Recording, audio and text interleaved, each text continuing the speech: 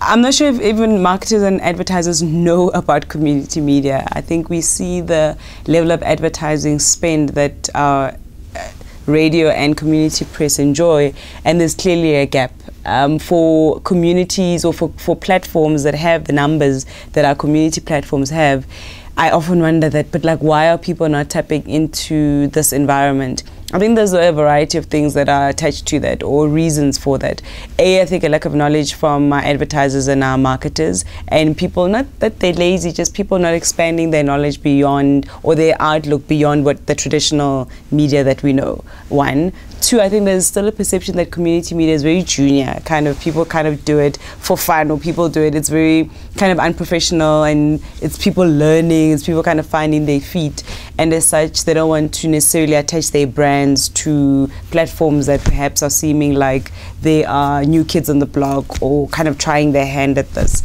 And then just a lack of understanding about what community media actually does, and why community media exists. So our role in we were established primarily to diversify the media, because I think at the time there was a sense that it's all just commercial media, and there's the same voices, the same audience, and other audiences, historically disadvantaged audiences, were just not being reached. And then there's the issue of development. I think we still have the usual kids on the block, and there was a sense that we needed different voices. So that's why we were established through the Act of 2002, and we actually funded our first project in 2004. And it's about expanding the network, it's about expanding the voices that give the news, it's about expanding the audiences that hear the news, and developing critical thinking around stories that we hear. So the lack of understanding from where we come from, I think from an advertising and marketing perspective, sees us where we are today, where the commercial media receives the lion's share of the advertising.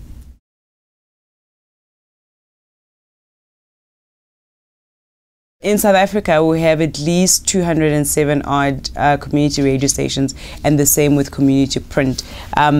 So there's a volume of people that are out there. There's a volume, and how we define community media is the investment that we generate, the investment that's generated from the press goes back into the community. So the radio station, the managers, the board is from the community, and their objective is around community information. So the community must feel like they own the radio station or the newspaper. They must be reflected in the content, and what they get out of it, they must say, aha, that's me. So that people must see themselves in the medium, and if there's any profit that's generated, it goes back to the community. So with 400 odd different platforms across media, across radio and print, and about 4 odd community radio TV stations, you then have platforms that are speaking to people. An average of about, say, 8, I'm just looking at this now, the Rock CR radio station, there's 84,000 listeners. So once you tally everybody up, there's at least 8 million odd people that are listening and either tuning in or reading or seeing community TV, community media, consuming community media. So you get our campus stations, so UNISA Radio, Tech Radio, you get your religious groups have their own community print, and as you would know, TV. So it really is a varied platform that attracts a diverse amount of people. For brands, it allows a brand to be able to connect. I think we just need to be smarter around how we connect brands to community media.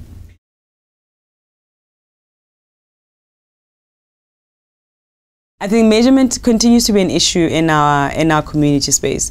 I mean, at the MTN Radio Award conference, a lot of people were concerned, I think that's the right word, were concerned around the measurement tools that we currently have.